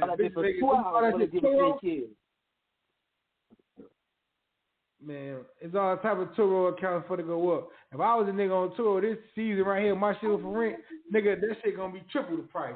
Y'all niggas crazy as fuck. I ain't gonna tear my shit up. For real. Man, it's prom season, man. You know what I mean? Niggas, young niggas now do their own type of scamming and shit. Man, niggas for to be renting motherfucking Bugattis, and you for to see Rolls Royces, and then the street young niggas for to get the fast cars, the goddamn Corvettes and shit, and they mamas. Yeah, I ain't gonna lie, boy. I heard the craziest thing, boy. I heard somebody say they supposed to get they child exotic car, 2 exotic cars. One for before they go into the prom and one for when they leave out of the prom. You see what I'm saying? Now think about what you doing when you doing that. That's like 2-3 months of rent that you supposed to be catching up on for one motherfucking even if it ain't rent, you would get that child a little booster. Okay, let's try to figure it out. Here, a little boost. Why pay $4,000-$5,000 for a suit or for a dress? You feel me? Then go pay another $3,000-$4,000. We talking about $9,000, $10,000. Shit, I'd rather give you $10,000, bro. You feel me? Okay, here's $10,000. Let's try to give them a little jump start. You trying to get what I'm saying? I think that makes more sense opposed to doing that. But I started to realize though, people do shit so they can post on social media. That's all it's about. So the parents be like, I got my child there, so I did that. People just want to show what they consider bossing up. There ain't no motherfucking bossing up. Ignorant shit, dog. That's what we drive ourselves on, dog. You feel ignorant shit. How you gonna spend $10,000 on a prom and then 2 days later you got $900 left? That don't make no sense. It ain't even that. How you gonna spend $8,000 on a prom on Friday night and then Saturday you at Elm Scott trying to get a $500 loan? Yeah. What the fuck are we doing? But I don't know what the fuck are we doing? No parent want to be the parent to put their foot down and be like, no, and be like, I ain't for to do it. You could have had a kid that fucked up the whole time in school and did nothing right. You had to go to the school to force these motherfuckers out to make sure that they for to graduate. But because they said that the kid out the door because they don't want to see your motherfucking face no more, so they push the kid out the door. So now because of that, now look what you for to do, like you just said. Who gonna be the parent that gonna say, okay, how much you want? How much the dress was? Write that down. How much the car is? Write that down. How much this is? Write that down and be like, look, I'm gonna give you this to invest in your future. Cause this prom only one night, but after this one night, it's gonna be broke. We're gonna be back to square one. But like you said, everybody want to put this shit on social media for some shit that the kid ain't never gonna wear again. Cause you're gonna take a million pictures on prom night. You're going to take pictures outside. They got bitches coming to watch you, the next door neighbor, your auntie, your cousin you ain't seen in a long time. And all they're going to have pictures of you with this shit on in their phone. So after that night, a bitch can't pay you to wear that again. A bitch can't pay you to wear that shit again. You're going to be like, that shit going to be in the closet for good. It's like that shit is done. The car got to go back. The dress or the suit that you bought got to go back there. Motherfuckers hit you with, where's a once in a lifetime experience? I don't know, man. I beg to differ for that shit. I'm not saying seeing kids out looking shabby, but you ain't gotta go over escort. Nigga, I seen some shit last year where the motherfucking girl came to the prom and they had a real goat at the prom. She had a goat. She came in a horse and carriage. She got out of horse and carriage, and she was for. And the crazy part was about it, dog. Like you say, why was it for social media? Because the little girl was scared of the fucking goat, bro. She couldn't even hold the shit while like the goat kept moving around. She was about to run, let the motherfucker go. The nigga who bought the goat there had to keep on getting the motherfucker because she was scared of the goat. And the goat probably was trying to eat the motherfucking dress because her dress was so bouncy and shit. He probably know that was hay or what. But her mama that was in the back, right? You heard every bitch from her block. Mommy, every bitch that she know, she the real goat. She about to get her ass ate up by a goat. Now what type of prom like that goat with a bit ass? Crazy, bro. Now them dog, what people don't think about that, dog, and that's what I say. We all be in competition with each other. Everybody prom trying to outdo the next person prom. You and your dog can be talking, like females can be talking to each other about what they for to get their kids for the prom. And if one of them say they gonna get this, they gonna take the idea, and the other one gonna run with that bitch and be like, oh, if she for to get this, I gotta get this. You for to get that exotic car, I need a helicopter. And this shit be crazy. We be in competition with each other, dog. Hey, but the crazy part about it though, we only black people do that shit. We don't want to do that shit. We got a question. Do you think that these ideas be the kids or the parents? I think that ideas be the parents because the parents put the kids could insinuate or ask for something, but the parents really got to put that shit in motion. And I don't even know how you this is what I don't understand. How come you super mom or super dad during prom season, but your kid could ask you for a million different things that you never bought? You gotta outshine everybody, right? I don't understand that, but yeah, that's the question. So who you think it is? You think it'd be the kids or the parents who be on that crazy? Look, all right, high school. I'm gonna say it's both. High school, but overall, it's parents more than kids. Because if you go to middle school proms, 5th grade proms, you think these kids be thinking or asking for that type of shit? That'd be what the parents' vision. You feel me? So it's more parents, dog, than the kids, dog. And the parents got to be able to brag on what they do, bro. Think about that shit. You see a person post what they buy. How many times you see a bitch post grades? Yeah, that might sound corny. How many times do you see that? How many times you see them post progress and stuff like that? Most of the time they only post fucking, what is it called? They only post materialistic stuff. You know what I'm saying? Material shit. Nobody don't really be posting achievements and stuff like that, bro. You get what I'm saying? That's why I fight the parents is doing it, just so that they got money. Sounding like it used to be, dog. I remember old. You right. If you go to tell me, dog. All you gonna see is go ahead, Brian. Old heads just telling me. Old heads just telling me. If you could look around your house, or if you could look in your closet, or look in your yard, this and that, and add up the stuff, and it costs more money than you got in your account, you ain't living the right way, bro. You know what I'm saying? You're living wrong. Everybody living wrong. Remember what everybody, bro? I heard that. I said it before. I don't know if I heard this shit before though, bro. I heard this shit before, dog. What it was? Man, that shit gonna come back. No, remember what young I said this before. Remember what the shit we used to do to each other? Oh boy, big bang take little bang. Big bang take little bang. It always was. Nigga always try to see how much money a nigga could hold on to. You kind of get what I'm saying? Today, it ain't that. We all want to see how much money you spent. You feel me? That's the difference than what it was before. You could see a nigga driving the Lincoln and shit last year. I mean, back in the day. Think about that old nigga driving that Lincoln. What you just say, boy, nigga, walked up, boy. The old nigga got this, that. Think about that shit. You know, he got it. But now, you only want to see what niggas spend. That'll make you like, boy, yeah, boy, you got it, boy, this, that. Like you say, bitch, be broken in the motherfucker now. I just spent money. I don't got no money. I just spent some money. You feel me? And a lot of times, dog, it don't even got to be a nigga spending money. A lot of these niggas good with these motherfucking computers, bro. So a lot of these niggas punch in a couple of numbers and hit a couple of codes and get that shit. And by the time the people realize that shit ain't go through, they done got it and used it and took it back. But all you know is, this a nigga that I seen in the goddamn Lambo. He ain't never gonna see that nigga in that shit again. The next time you see that nigga, he might be in the car with a missing headlight.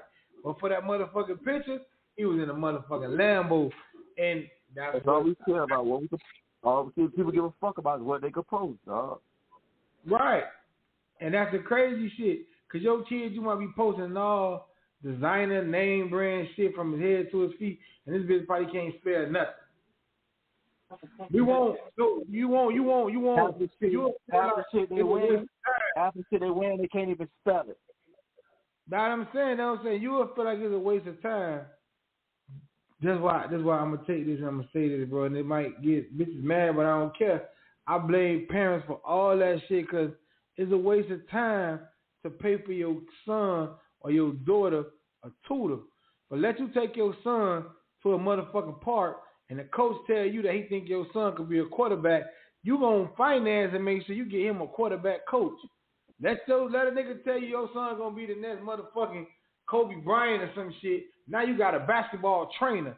I see more motherfucking kids on TV, on social media training Little League sports 24/7, year round. So if they doing this shit as soon as they get out of school, oh, John got training today. John got training tomorrow. When the fuck is they learning? So you can invest all type of extra resources in your kids, bettering themselves as a motherfucking sport that God forbid they could blow their leg out or something happen, they can't never play no more. But I ain't never to this day yet seen a motherfucker post, I'm taking my son to tutoring. My son going to tutoring after school. Oh, I'm spending $500 on the tutor. That's for to make sure that my son brain knowledge, he learning everything that he can learn. Now we put that on a motherfucking teacher that's in the class with your kid and 35 other kids.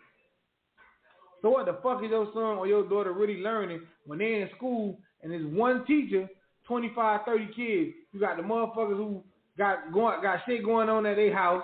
You got the motherfuckers who want to be class clowns. You got the motherfuckers that just don't care. So how do that one teacher support to teach all the kids when there's all these disruptions going on in the classroom? But we don't see that. How many motherfuckers you know post that? Oh, I'm spending this money on the tutor. You a football coach. Tell nigga you think your son got something that running back. Hey, Coach Petty. Hey, boy, I got that boy old running back coach, boy. He over there every day before we get here. When he get out of school, he go to the running back coach. He the running back coach, he come to you. And on the weekends, the game. And on the Sunday, he got 2 days. Come on, man.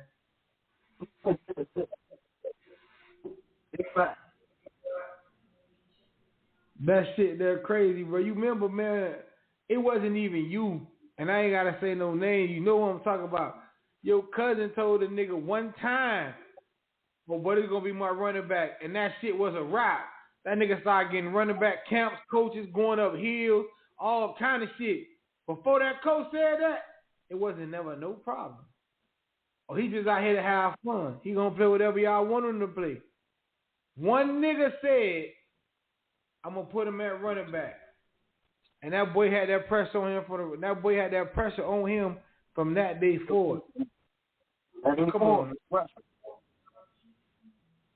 And anybody who thought that there wasn't no that it wasn't what it was, nigga, the nigga daddy had pressure with that. Cause one nigga said, I think your son could be a running back. He ain't take no time to see. He just looked at his body and said that. Dog. So as Bernie Mac said, the generations is getting fucked up. And the reason the generations is getting fucked up is because we becoming fucked up parents. Because right now, the way that the world go, it didn't go back then. Your ass be bad in school, you could cry till the blood come out your motherfucking ass. You ain't going outside, you ain't watching TV, you ain't thinking about playing no motherfucking game. Well, my sister be bad as fuck. She still got caught doing some shit, boy. And to this day, she missed out on a lot of shit, boy. I ain't go far. And I could be like, damn, my mama them tough. They let her go to the youth cell. They don't give a fuck. You don't got your ass suspended from school. Fuck a youth cell. That's how they ass was. But now it ain't like that. Right it ain't like that now, bro. Right now, if a kid do something and they parents catch them and they want to put down the law, they want to lay down the law, kid gonna hit their ass with, it ain't fair. You being mean. Bitch, those are terms to get your ass slapped the fuck out. I ain't being fair. Bitch, life ain't fair, but I gotta go to work every day for you to take care of your ass, and you in school showing your ass. I ain't fair? Okay, come here. Let me show you how fair I ain't. Bitch done slapped you and gave you a motherfucking concussion. You like, God damn, I don't see nothing in this house no more. For real. But now you got motherfuckers 7 and 8 having full-blown discussions. But, mommy, I don't think it's fair. I'm not going to do it. Well, what the fuck? Come here. Let me show you how fair it is. You have a concussion. Punch your ass in the throat and see if you can breathe. Like, man, listen, bro. This shit done got crazy, dog. This shit done got crazy, dog. That's why I always say the 80 kids from the 80s, we was the last of the Mohicans, bro. We was the last generation that was straight. Hey, but I ain't gonna lie to you. I want to take something from us, though, Jay. I want to take something from us. We were the last Mohicans, and we the ones that fucked everything up. Because the kids, our kids, the ones that's our age, think about it. The kids, 18, 17, 16 and shit, well, most likely around our age, bro. Our kids, dog. I feel like we started that fuck shit with they got feelings. I know they got feelings. I understand all that, but we the ones started all that crazy shit, Jay. You feel what I'm saying, bro? Our age group, dog. We the ones started that. Oh, your mama can't discipline your child. I'm like, what the fuck y'all talking about, man? You tripping. With me, Zay, if my mama is a goddamn saint, boy, she gonna take up for you more than anything. If my mama had to beat one of my kids, Zay, I'm coming and I'm fucking them niggas up. So for her to beat you, they had to push her to get her there, right? They had to push her to get her to that point. Bro. Right. Shit. For other people, my mama bet not touch. Come on, man. What the fuck? What type of mama you had? Was your mama just evil? Did you just beat you because of Tuesday? You feel me? Like, I never understood that shit, man. I never respected that at all. You said a mama, nigga, it's some baby mamas who say that they baby daddy, that they kid own daddy can't discipline the kid. You talking about a motherfucking grunt. He a sucker ass nigga. Fuck that. Yeah, I said it. Fuck how niggas feel. I don't care. You a sucker ass nigga. Oh, we got this kid together. It's our kid. You understand what I'm saying? Like, nah, you tripping. And I can understand, I can respect you trying to make sure I'm not abusing the kid, beating the fuck out of the kid, doing it too often. I understand that. But if it's to that point where they feel like, hey, man, I need to grab this little nigga, bitch, you better not say nothing. You feel me? Hell no, man. Come on, man. You supposed to, unless she trying to say her baby daddy is just an evil-ass nigga, so I don't think he finna just fuck his kids up just because. You get what I'm saying? Right. I don't understand that type of shit, Why some shit if you don't want them to do nothing? Why bring this shit to a nigga attention? Oh, this nigga been showing his ass. I can't do nothing with him. You can't do nothing with him. I bet you I can. But then when you do stuff with him, oh, you going overboard. So you rather me go overboard with this nigga now, or you rather these motherfucking people get this nigga, or you rather be on 135th? You make the decision. Cause I ain't gonna kill him. One thing they don't think about, bro, some shit do be too late, but it can be too late. So if you ready, like you said, you ready to do something about this shit now, or like you said, it's gonna be over with. 135th, or we just gonna lose control of this nigga. What now? You want me to say something to this nigga, but we can't. Ain't nothing we can say. We been told this nigga he a grown ass man. All of a sudden we try to chastise a grown ass man. That ain't gonna work. You feel me? And then that's when you get a situation with the motherfucking parent. When kids do shit and they lose control, the kids go to jail and shit and all that. And then you be wanting to be like, I'm sorry. There's more I could have did as a parent. And they be like, nah, don't worry about it. But yeah, bitch, it's really your fault. Because it's really shit you could have did or let a nigga do as a parent. So that's why when you said the daddy be suckers, I'm going to agree with that because ain't no motherfucking female for to tell me how not to discipline my son or my daughter when I see them going down the wrong path. I'm going to take it upon myself to feel like I got to do what I got to do to try to save their life. And a lot of niggas that's our age been fucked up. I know you know a lot of your niggas who you was little with, they done went to jail, niggas done died. And it's not because they was bad people, it's because they had no motherfucking guidance. The streets was their guide. You was going home learning from your motherfucking mom and your daddy what not to do. You knew what not to do even if you snuck and did something. But other niggas' life was really the streets. They ain't had nobody at the crib trying to show them what's wrong and what's right. So at the end of the day, they adapted to what the street life was. Wrong place, wrong time. Or a nigga influence you, and let's go rob this person. And let's go do this. Now a nigga done got to spend the rest of their life in jail because you spook while you robbing the motherfucker. So a bitch make a sudden move, and now y'all done killed him. Now both of y'all got a murder charge at 17. Y'all ain't getting out of y'all 40. Hey, bro, you know something I realized, dog? Now that we older, we be talking to niggas, bro, they be saying, oh, you know, they probably sell a little dope or raw, still a little bit with teenagers, early teenagers. And you come to find out, their mamas or daddy had some idea that shit was happening. And the mama just basically like, it was okay because he brings some type of money in the house or this and that. You think about it, bro, in reality, it really do be parents, bro, if you think about it. I know kids want to stray sometimes, dog. You can preach shit and teach them all you want to, dog. There's going to be some kids, bro, that going to just still wonder. They just want to touch that hard-ass soul. But sometimes, bro, parents enable kids to do a lot of shit, dog. We just don't be paying attention to it, bro. No, like you say, dog, sometimes that shit be the hush money. That's what I call it. So you know your kid out there on the block selling drugs every night or every day, but you ain't saying nothing because nigga might be coming to shoot you 100, 200 out of that shit. And you like, where you get this money from? And nigga like, oh, nah, the such. But you let them get off like that. So now when it become a problem, it becomes too late. Now you want to play the hurt like, oh, you ain't know. But then when the shit really all boil come out, you knew. You probably didn't know exactly what it was, but you knew the nigga was doing something because, you know, you wasn't giving him this money. So where the fuck you was getting his money from if you wasn't giving it to him? If the child got a job and they come to the house with money always new shit, bro. First thing I knew my old girl was, bro, that shit, but I took her house. She better not see some shit she ain't buying. You got a job. How the fuck saying that I ain't buying the house? You get what I'm saying? You got her fucked up. She wasn't entertaining none of that crazy shit, bro. You feel what I'm saying? But that's the thing, cuz it ain't like that now. Like these young niggas now, and most, and I ain't gonna say just niggas, cause these young females too. The females just got it the worst way. Like I said last show, the females mammy just sell them. Female mammy think that they got a nigga with a little money. You better go out with him. You better be nice to him. You better not lose this nigga. How you fuck that up?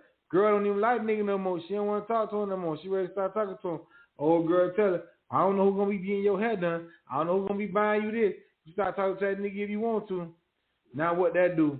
That make the girl reverse and have to take that shit. She got to stay with this nigga now. This nigga done went from her boyfriend to her motherfucking daddy. Yeah. And once you know you got a bitch like that, I don't care what nigga you is. Once you know, stop being daddy to you. That was wrong. right. And once you know you got a female by the nuts like that, how they would say they got us. Once you know that her mama on your side, it's flies galore. Cause you gonna get every girl that you want to get lined up. Well, go ahead and start talking to me. I don't care. But her mama gonna be in her that ear. How you gonna get that hair done? Who gonna pay this phone bill? She either gotta take your shit or go subject herself to find what?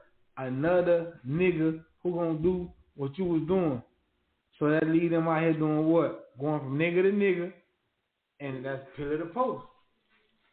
I really wonder, do women have conversations with their daughters to self-motivate them, to tell them, like, you don't got to take this shit from a nigga. Anything a nigga do for you, you can do for yourself. You don't got to be a nigga slave. You don't got to be whatever a nigga tell you to do, you got to do. I don't think females have a conversation with their daughters like that, bro. I think females be like, I don't know for sure. I can't answer. I don't know for sure. But like I said, I don't like it, though. I can say that, though, damn, so don't seem like it, though. And it seems like every female had a conversation with their daughter and tell them, you better find you a good nigga. You better find you a nigga that can do something for you. Because if you a broke ass, I want that shit. You gotta be fucking her up, cheating on her and everything. He a good nigga because he got money. Think about that shit. That what she teach her a good nigga is. The nigga that can buy her shit. That's the only thing that make him a good nigga. Now, I always tell people, you gotta watch how you act and what you act. You can't ask a motherfucker who don't have a boyfriend or a husband, what's a good man. You can't ask a bitch who's single, what's a good man. Because she ain't gonna have a clue on what's a good man because she don't have one. Ask a motherfucker who been in a relationship for 5+ years. Ask a motherfucker who been married for 10+ years. What's good about they man? And you take them qualities out and you see like, okay, that's what's good about this person, man. That's what's good about this person, man. And that's how you build you a man or a female, however you want to do it. But if you ask a motherfucker who's single, what's a good man? Ain't none of them motherfuckers good. All the motherfuckers ratchet. All they want to do is fuck you and go to another bitch. This. Because that's her life. She probably been a side bitch forever. Right. So she been a side bitch forever. That's the advice she going to give you. Because nobody can tell you what it takes to be a good female or a good man. That shit come from within. That shit got to be something that's inside of you. But if you know somebody that's been in a long-term relationship, bro, you know they done had their ups, they done had their downs, they done had all that shit all together. So you know somebody that's been kicking it and been together for a while through the bullshit, you can ask them what makes you stay in that relationship, what keep the relationship going, how y'all make it work. Because ain't no motherfucker for to tell me that they got a relationship that they never have an argument. That's a goddamn lie. Most of their relationships be an argument, bro. And then it becomes so repetitious that it ain't even an argument no more. A conversation, a fucking argument to somebody else, but you like, shit, this is normal. This is how we regular talk. You want to see us arguing? You going to think for the throw blows. But to the outside looking in, they don't know your struggle. They don't know how your relationship goes. So they thinking like, this nigga here tripping. Every time they trip. I get what you're saying. Yeah, bro. I get what you're saying with that, bro. Yeah. And that shit don't gotta be like that, dog. That shit don't supposed to be like that. That's not normal, bro. But we got a lot of situations where there's a lot of girls growing up in the house with other women, nothing but women, and ain't no male figures around. So once one of them get a nigga that's breaking a little bread, the whole house gravitate to that nigga, and then guess what it go back to? So you ain't even know this whole conversation taking it back to the same thing. It go back to trying to do what? Outdo each other. The one motherfucker in the house got a nigga boy some McDonald's. This bitch nigga got to buy some KFC. This bitch nigga got to buy her some Chick-fil-A. Now they got to get motherfucking Pollo, everybody now in the house competing. You seeing niggas bringing all type of bags in there, and these niggas don't even know why they getting right for fast food meals. The competition ain't even about you, bro. She probably don't even want to give you no pussy, but because the girl in the room next, her kid went out with this nigga, and he took her kid to Chuck E. Cheese. Now you got to take me and my kid to the jumping house. What? Alright. Y'all niggas think I don't be knowing, man. I pay attention to this shit, but I know what's going on, boy. Yeah, no sense, boy.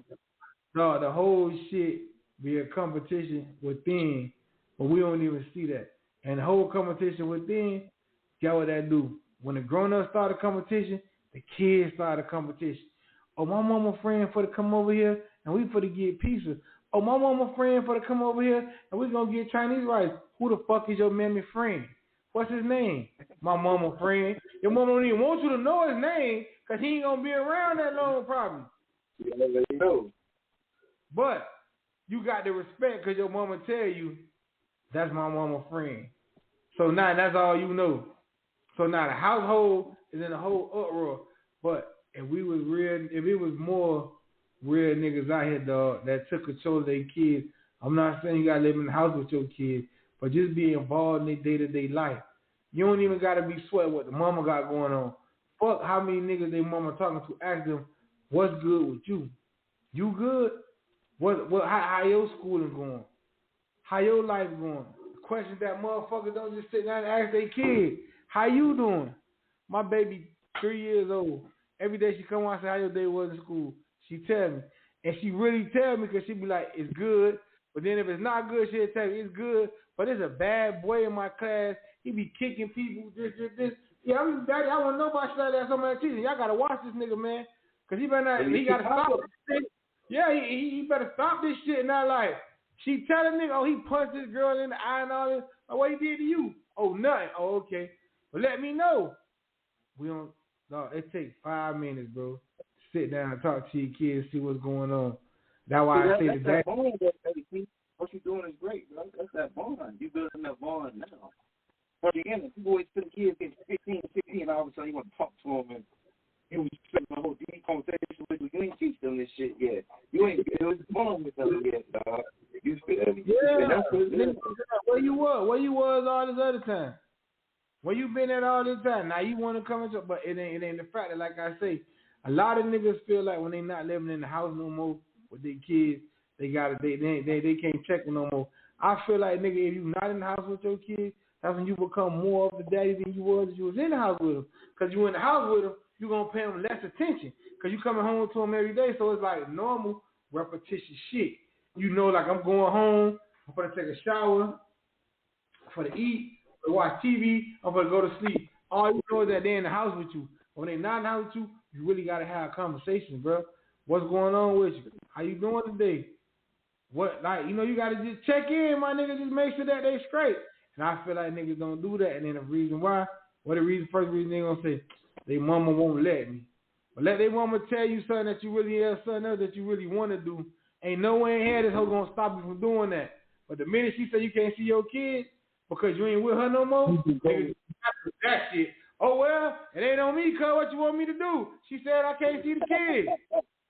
Oh, okay. Bro. Okay. But let the mama tell you some other shit that you want to do. You going to be like, this hoe can't stop me from doing it. I'm a grown-ass man. How you going to stop me from doing this? She got no control. But you seeing the kid and you don't really want to do it, man, that's your financial way to get out, man. I think nigga be bailing out, cuz. Nigga be bailing out, man.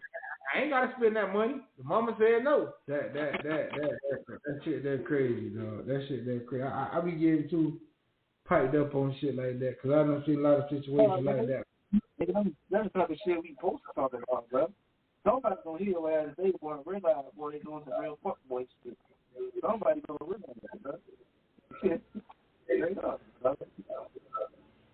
Nah, for real, dog. Like your kid, you and your child relationship shouldn't be based on you and their mama relationship. You shouldn't only be the daddy. when you fucking with the Some mama. niggas be in relationships with the kid and the mama. So if I'm on bad terms with the mama, I'm on bad terms with the kid. You feel what I'm saying? That's what the fuck wrong with some niggas' thought process. If I don't go with his mama, if I don't go with his mama, then I don't go with the child no more. You feel me? That's what the fuck wrong with niggas, dog. And that's true. But niggas that do that, to me, is straight mob.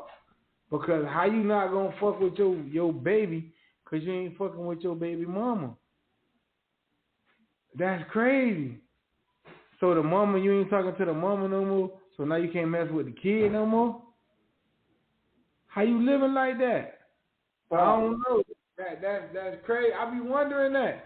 I be wondering, dog, how niggas would be like, okay, they finna go get their dog.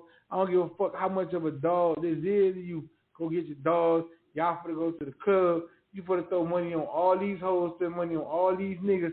These hoes finna get your money, go home and take care of their kids. And your dog, these niggas really your dogs, they'll let you know that this ain't how you supposed to do it, and they gonna go in with you, they got it.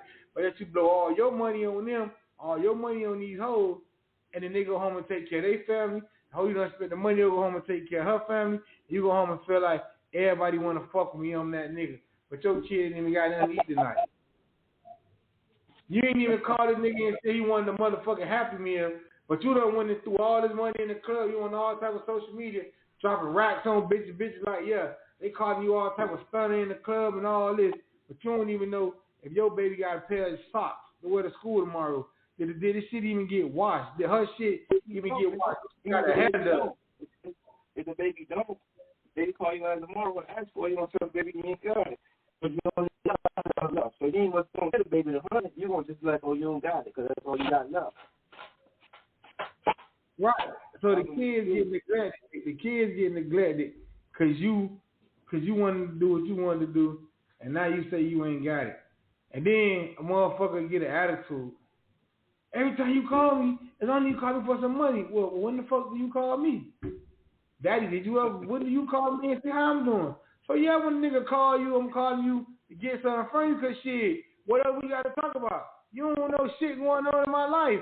You might not know who the fuck I am, but I need something right now, so who the fuck I supposed to call? My mom ain't for to get it. Oh, call that nigga who be at your house every night, sleeping with your mama. What the fuck that nigga got to do with being my daddy? Oh, that's some fucking shit, man. Fuck that. How the fuck you tell your kids some fucking shit like that, dog? Yeah, come on, man. Bro. Come on, man. Call the nigga who be sleeping with your mama every night. What the fuck he got to do with me?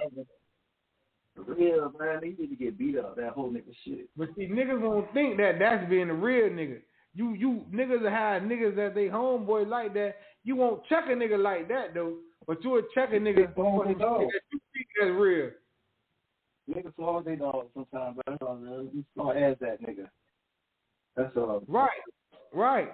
Or in a nigga head, they'll be saying, man, this nigga flaw as fuck for doing that. But then because he a flaw ass nigga, he ain't gonna say that because this nigga spending all the money.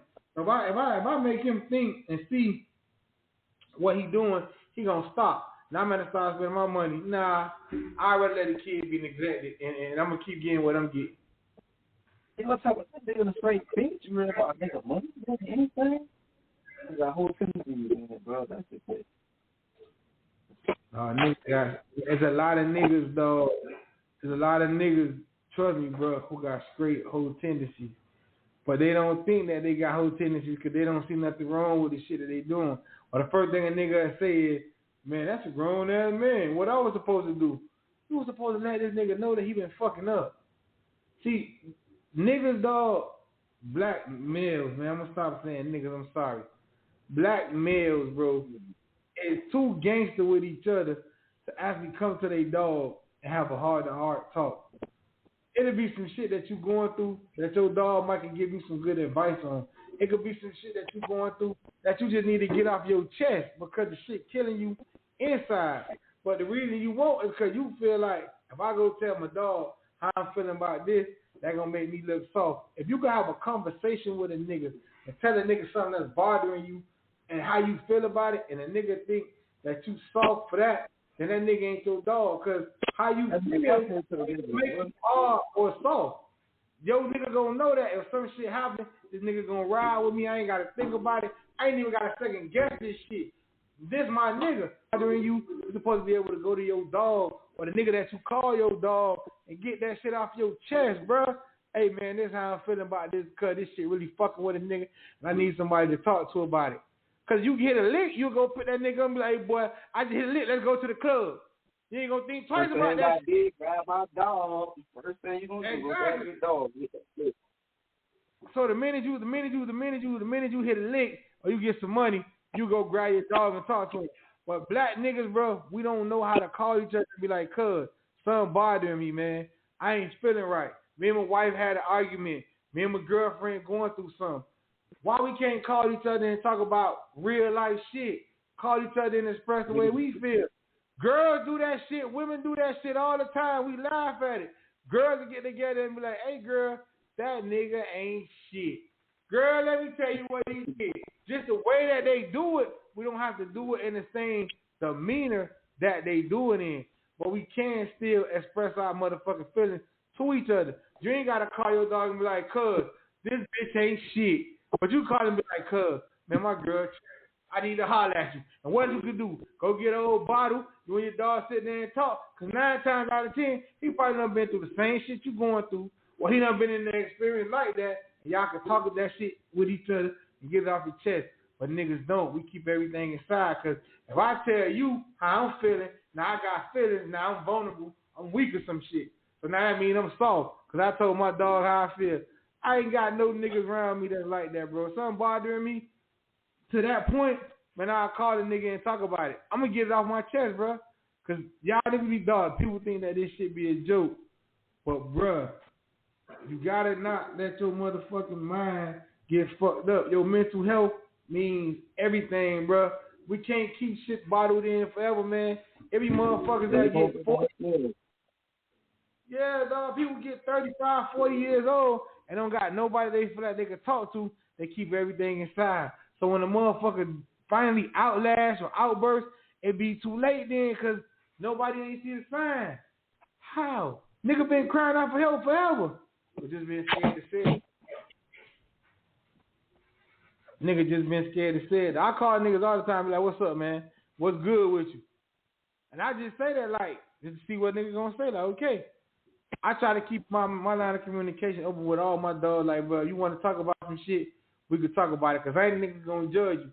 Because I don't think nobody done had the most craziest situations than what I had with females or just in life, period, bro. So I done been some fucked up places in my life before. So, shit, you want to talk about some crazy shit with females? I done been through it. And if you called in, you want to get in, man, hit the 1. Hit the number 1 so I can bring you in. Bro, I done been through crazy situations, dog, in my life. I done been through crazy. Like, that's the only thing that I say that I liked it from my cousin, them old block. Them niggas was on that shit when I wasn't on that shit. Them niggas used to be sitting outside having real heart-to-heart talk. I just be in my head like, these niggas crazy as fuck. I will never talk to them like that. I will never talk to nothing about none of this shit. Niggas tell each other how they feel and shit. Dog, you can't. I don't know. I ain't saying you gotta do that shit for everybody. But you gotta have somebody, dog. That's your dog. You can go you gotta have like circle of trust, bro. You gotta have something you feel like that, dog. So you can go ahead and talk to people, bro. It gotta be that way. Got to. You gotta have that shit, cause if you keep that shit bottled in forever, bro, if you always keep what you got inside bottled in forever and never get it out, cause that shit just like putting a balloon on a sink and putting water in it. Eventually, what's gonna happen? That bitch is gonna explode, and it gonna mess up everywhere. So, hey man, I don't know. I ain't trying to go. I ain't trying to go where he left with that shit. How about them Dolphins, baby? Yeah. This nigga here is straight Mar. He always come on with this Dolphin shit. Why the fuck we even? What is it about the Dolphins that we even need to discuss? Like I don't understand. That nigga there, I don't know. Shout out to Big Dog, man. Big Dog, come on with his Dolphin antics. Big Dizzle with the Dolphin antics. Big Dog, what's up, man? We know you here, nigga. You might as well holler at the people, man. What's up? Say what's up one time, Big Dizzle. What's that? Hey. What's that? How you feel about that shit, Big Dog? I know you're a different kind of nigga when it comes to shit like that. How you feel about that? Do you think that nigga should have somebody that they able to talk to?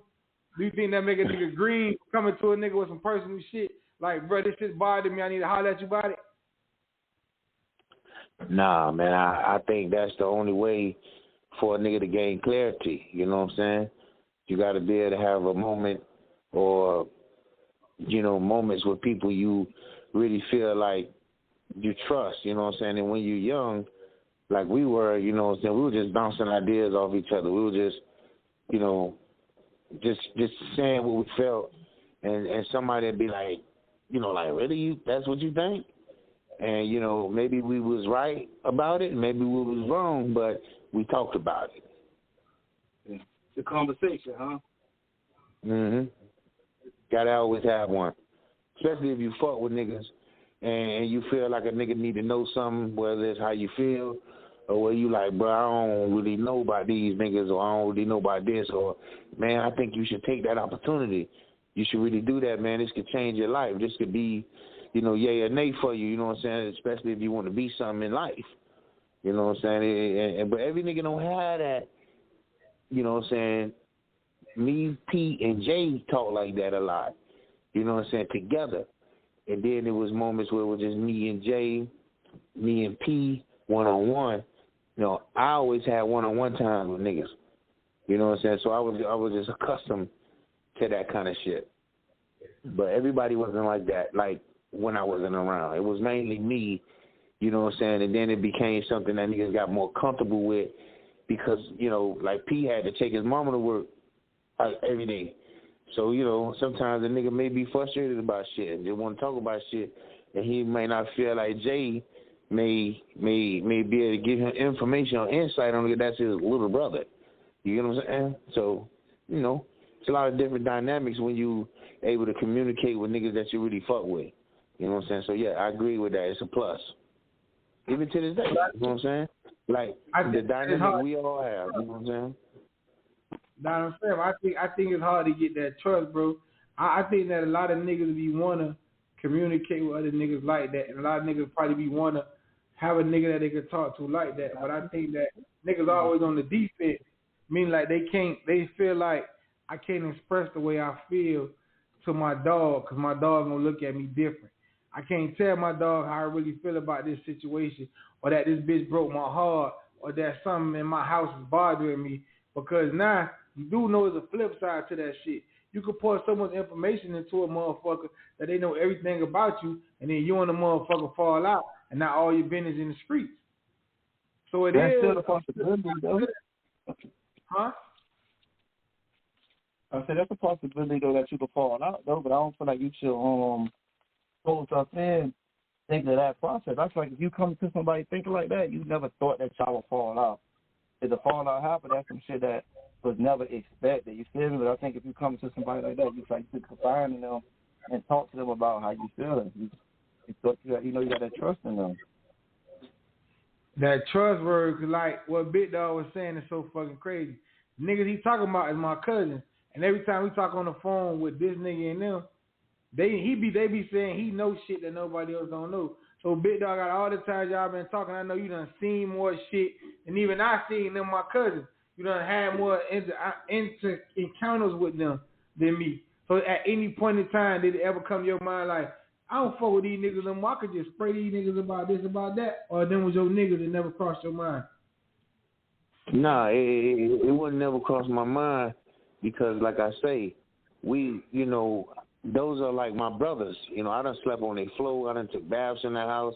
They auntie, they mama is like my auntie. So that's not a question. If I have something to say, I'll say it directly to them. That's for sure. I'm not going to bite my tongue. And they know I'm like that. They know that. If me and Jay got to have a one-on-one, I'm going to tell him what I got to tell him. You know what I'm saying? If I don't have nothing to say, I don't say nothing. You know? But I respect niggas' space. I respect niggas, how niggas move. You know what I'm saying? We grown, so, you know, if a nigga come to me and want to talk, it really is something on their mind. It's really heavy on their mind. Other than that, a nigga really just doing their thing. But nah, I don't got to spray a nigga, you know what I'm saying? I tell a nigga whatever I got to tell a nigga. in their face. You know what I'm saying? Because I know it's a respect and a trust there. So if I'm doing some certain shit that a nigga might feel like, damn, that's green, but hey, man, I don't really, you know what I'm saying? You know, I don't know. You know what I'm saying? But everybody grown and everybody got families. You know what I'm saying? So at the end of the day, niggas gonna develop such a layer of, you know, growth in themselves to where they pouring down some of the things that they learned amongst us growing up to their children. So, you know, and say, you know what I'm saying? It's like me and you be chopping it up. You and Petty chop it up. And that's the dynamic. You don't need that many niggas. You feel me? You don't need that many niggas. You just need you a good little circle of people. You don't need that many niggas. Yeah. I feel with your dog. Man, one thing I know, it could be a bunch of individuals, and boy, one or two or three niggas can come through and chop everything down, because them niggas is connected like that. They know what Big Dog gonna do, Big Dog know what Petty gonna do, and so on and so forth. So you see them three niggas come through cutting shit down, and it's just three of them niggas. It's all you niggas, and all you niggas is rah, rah, rah, rah, rah. You niggas don't even know how y'all gonna move together. You depending on one nigga to set it off. Nah, any one of us to set that shit off, and once it's up, it's up. And that's why I say you choose the niggas who you fuck with. Because I be talking to you sometimes, like you say. I talk to the nigga Petty a lot of times, like you say. And that nigga be like, bro, I'm about to do this. You think that's green? Now, for you to ask your dog, do you think that's green? That means you want the real answer. So if a nigga be like, yeah, I think that's green. Okay, tell me why you think that's green. But a lot of niggas don't want that. A lot of niggas don't want a nigga to tell them when they think that they doing something wrong or some shit like that. Because I'll call that nigga and ask him some shit too. And you know, Big Dog, I'll call you and say the same shit. I was thinking about doing some shit like that. You think that's green? Nigga be like, oh, nah, man, go ahead. It is. And then asking you, once you hear this one thing, we about to get up out of here. But if you ever have a conversation with Big Dog, and that nigga asks you, am I able to speak freely? You better know exactly what the fuck it is. If you think what you doing is a bitch ass nigga, if you think that you green, whatever, the nigga, if he asks you that shit and you say yeah, that mean that you telling this nigga that you really want to know the truth. And if you really don't want to know the truth, don't ask a nigga that shit. That's my advice. Now my dog Petty, he different. That nigga be like, hey man, I'm moving like this, and I think I'm about to do this. What you think? You think that's green or not? And you know, I be like, man, fuck it. Do what you do. Because at the end of the day, I'm like, we rolling. I got your back, man, whatever you for to do. But different strokes for different folks, man. That's just how I see that shit, bro. Hey, but I want to say this. I think it's a level of maturity to be vulnerable enough to ask a nigga like that. Because, you know, it takes growth to be able to give a fuck what a nigga think on any level. Right. I definitely give you that. You know, I ain't even think about it like that, homie. That's straight up G shit right there. Yeah, that's G shit. Go ahead. You were right though. They didn't even give a fuck what a nigga think. That's the most strongest point that a nigga made tonight. But yeah, go ahead, cuz. No, I'm just saying that was really it. You know what I'm saying? Because like I say, you know, when it comes to us as men, we got our own mindset. Some of us have to do things, you know what I'm saying, and we don't have the direction all the time from whatever, and, you know, especially if niggas getting money and getting pussy, nigga don't give a fuck what a nigga think. Well, I don't give a fuck. Them niggas ain't fucking. Them niggas ain't getting money. So if a nigga can humble themselves and ask a nigga like, bro, what you think? That mean a nigga got to have a little love and respect for you to even consider to think and give a fuck what you think. Yeah, because what grown niggas really say is what you saying. Nigga, your opinion don't matter. Fuck you do for me. You ain't doing nothing for me. So your opinion don't matter. To the Lord say, what, you got to buy you something? What do you mean they ain't doing nothing? It's like, you give me a piece of land, bro. That's weird for a man to think like that. My opinion. Yeah. That shit be like that. But man, check it, bro. Like I say, man, this whole month we been doing different shit. We done had Tuesday shows, Wednesday shows, all type of shit. You know what I'm saying? This is the show for this week. Next week, man, we gonna drop 2 shows on y'all, bro. We gonna do a Thursday night little sports show, watch the first round of the drive together. You know what I'm saying? All of us will be on the phone or whatever, I might go live on YouTube or a couple sites. We're gonna go live on.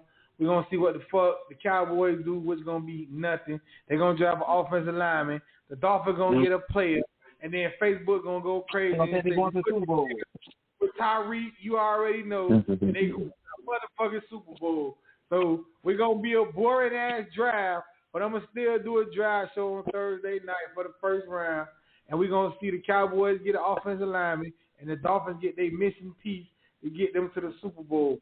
On Friday, we bringing back what we ain't have in a long time, which is gonna be Freaky Friday. So if you're not ready for that shit, like you used to be, we bringing back Freaky Friday on the 26th. Friday the 26th, we doing Freaky Friday again. We ain't do Freaky Friday in a minute. Big dog, you know how Freaky Friday used to be. I used to give people stories on Freaky Friday instead of cased up. But motherfuckers used to love that Freaky Friday shit. They used to be, y'all doing that this week? Y'all doing that again? So you know, it is, man. But we definitely gonna get back to it. And after this month, we'll be back to just doing our regular Friday shows. You know what I'm saying? This month we try to spice it up and do a little different shit because y'all been rocking with us for a whole year. And y'all know we can't say goodnight without telling the motherfucking, without wishing the school teacher a happy birthday. Tomorrow is the school teacher birthday, and I know she probably thought that nigga wasn't going to say nothing, that we forgot. But now she in the camp with us, bro. So once you get in with us, you ride till the wheels fall off. So we got to wish the school teacher happy birthday. Baby dog. See, now I'm taking the birthday back. She done messed it up. I tried to be nice to her. She did. Nah, big dog. I ain't telling her happy birthday. Big dog, Coach Baby Dog. Of course. Yes, happy birthday. And enjoy your day. Thank you. I know it's tomorrow. Turn up. Enjoy. Yeah. That's it. It's already 11 o'clock. So she probably ain't for to go to sleep. She probably already on top of the headboard getting ready to jump on that nigga head or some shit. She's the countdown is real. Hey, it ain't Friday, bro. Chill out. It ain't Friday, but it's your birthday. So nah, man, real shit, man. Shout out to school teacher, man. Much love, bro. From the chill spot, from all us, man. Happy birthday. You know what I'm saying? Nigga wish that you get many, many more birthdays or whatever. And you say you're going to turn up this weekend. We going to see if she turn up this weekend, big dog. If she turn up, I'm going to get some footage of her because she won't know I'm getting it. She turn up, I say she going to turn up. We're going to get some footage of her. And we're going to show y'all school teachers going wild. Me and Baby Dog going wild. You want Baby Dog going wild? That's the good one. Yeah, it's our birthday. Baby Dog always be wild, man. You already know that. We can't let her get wild. Baby dog don't know how to go wild. She go too wild. She go extreme. So we can't let Baby Dog go too wild, man. But hey, so next week Thursday, man, y'all be blessed, man. Y'all stay safe. Like I said, I am gonna go live this weekend for real a couple of times. Cause we're gonna really turn up with a school teacher, man, and celebrate her birthday. How old you turning school teacher? You gonna let the people 25. know or you 25? We gonna add 10 on that or 12 or what we doing? No, we gonna leave that at 25. But after we hang up, big dog, we gonna call Child Protective Services on this nigga Petty, man, cause he's fucking up real bad right now. We gotta call Child Protective Services on this nigga. Something, boy. Yeah, what the fuck? That's why he be acting like that. This girl's 45. What are you hype? It's a blessing though, man. For real. Yeah. How she really turning, man. It's a blessing, man. It's really a blessing. Every time we get we already had that conversation, boy, about age, and you already know, boy. You fucking with no motherfucking 25-year-old. You already know that. Don't fuck. Big dog, what you 45, right, big dog? You 45? Yeah, man. Yeah. So what's the youngest girl you talking to, big dog? At 45. What's the maximum age? They gotta be at least 32. You know what I'm saying? 28, 32. Depends on how mine is. You know what I'm saying? going down and down. I fuck with a younger chick. You know, I don't know. If she too ratchet, I can't fuck with it. But if she mature, she got a certain homegrown fabric, then yeah, I can do it. You know what I'm saying? So you know, my pants strong. You know what's your youngest age? Big Dog said 28. He can't take that back. He tried to say 32. That nigga said 28. Big Dog, shout out. Big Dog gonna trick a 28-year-old out their life, man. A 28-year-old girl talking to Big Dog, he gonna trick out her life. He gonna tell all the extra braces and goals he got for her. He gonna tell her he can better her life, make her a better person. She gonna listen to all that shit, and then at the end of the conversation, she gonna be saying, "Yes, Daddy." That's right. Your pimp ain't gotta be strong to be able to pull that off. That's a baby though for me. 28. 28 is a baby though, but that ain't my ideal number though. I'm 25. All right, my bad. I keep forgetting. I got a 25-year-old. I keep forgetting. Exactly. One thing I know and two things for sure that my dog always say, your pimp ain't got to be strong to do some shit like that. You got to have a strong pimp hand to do that shit. I don't know. I just turned 40 this year, bro, and I got 23-year-old daughter, so I ain't talking to nobody 25. I ain't even for lie. Motherfucker got to be at least 30 or older for me to fuck with them. That's just how I feel. My oldest daughter for the turn 23 this year, like next month, June. Whenever June, then my oldest daughter for to be 23. So I can't have a motherfucker that's 25, meaning she was 2 when my daughter was born. Like, nah, that's crazy to me. I don't know. They was in school together. That'd be crazy. They was in school together, nigga. They was in school together. Shit. That's gonna be a conversation.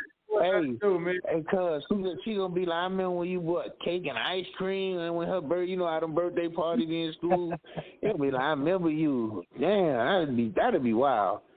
That'd be wild. Like, you remember this girl when she was a little kid, and now you smacking her like, no. That is crazy. Yeah, that's crazy, man. But hey, Monday, y'all have a recap of the school teacher birthday weekend. We gotta have a recap. Outside the box to give y'all a recap on Monday. Everything that happened, as if outside the box be able to wake up Monday. But you know, we'll see. They'll be straight. Yeah, she should be straight the whole motherfucking day. She off on Monday. Outside the box gonna be outside her mind. Right, because if she starts some shit outside, we gonna Uber her outside the house to Wynwood. That's all I know. But, hey, good night, everybody, man. We'll fuck with y'all. Like I said, for the last time, school teacher, happy birthday, man. Be blessed. And we'll fuck with y'all next week. All right. Yeah.